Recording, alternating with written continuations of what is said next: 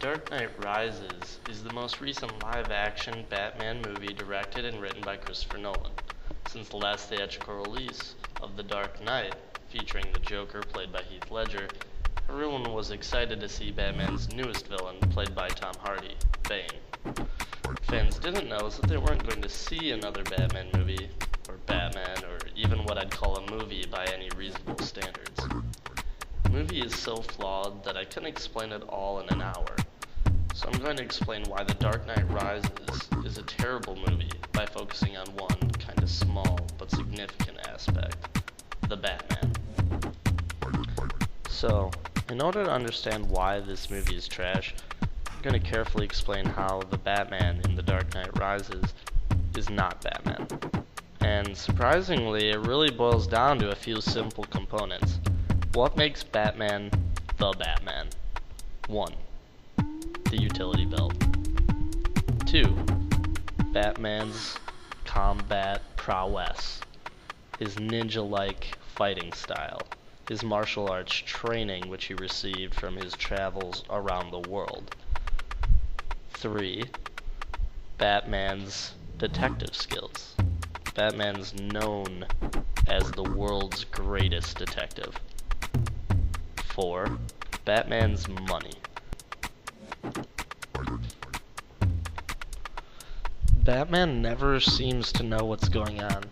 He walks around like an infant, barking orders at people. He's completely clueless. Batman is a master of martial arts, but that's a small part of the character. It's just a skill he has.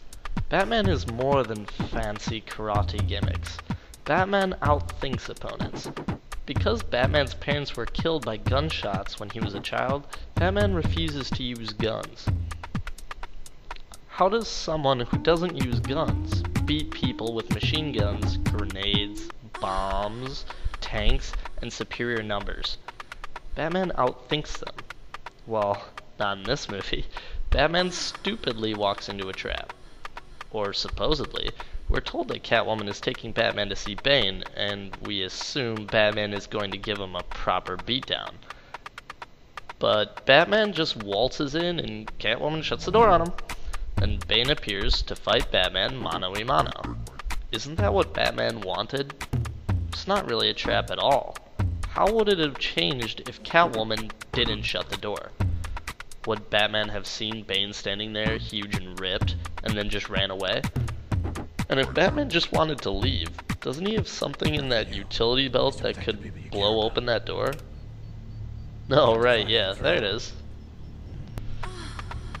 Then Bane and Batman begin to fight.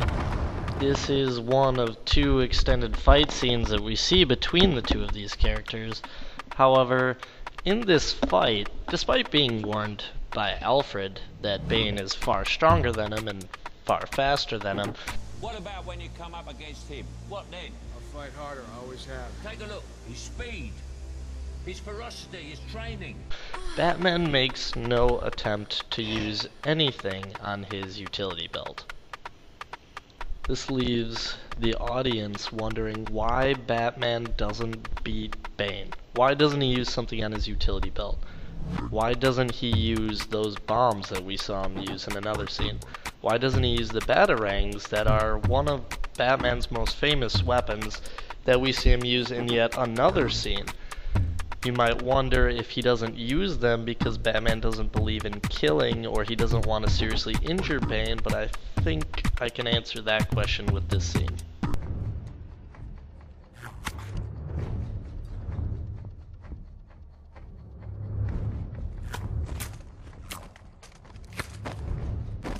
Light it up. The utility belt.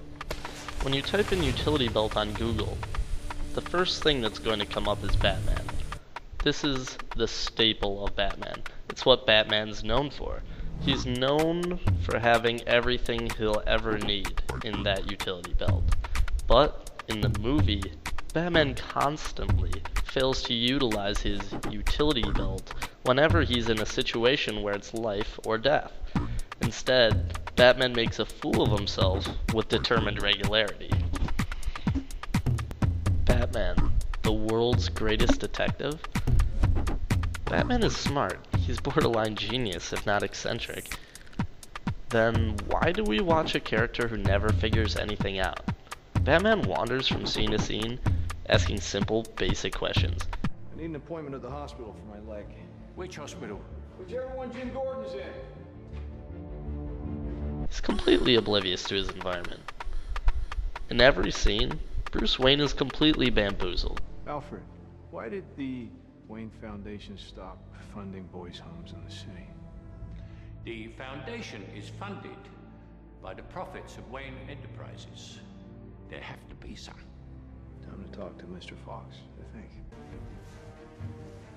What brings you out of cryo sleep, Mr. Wayne? So you haven't lost your sense of humor, even if you have lost most of my money. Actually, you did that. He has no idea what the bad guys want, who's in charge, and this might be something for a master detective to figure out. But what's worse is that Mr. Wayne can't even grapple with simple day-to-day concerns. Concerns that involve no detective work, like, do I have a car to drive? How am I spending my money? Do I have any money? Where's all my money gone? Whose fault is it that I went from billionaire playboy to broke-ass bum? Is it his fault? Is it Lucius? Is it... Oh, it's mine. And all of this leaves the audience dissatisfied. Christopher Nolan, the director and writer's failure to present a Batman that utilizes his utility belt, who is intelligent, who's rich and aware of his own finances, and who's got superior martial arts ability and uses his detective skills to defeat his enemies, leaves the audience feeling like Commissioner Gordon in the hospital bed.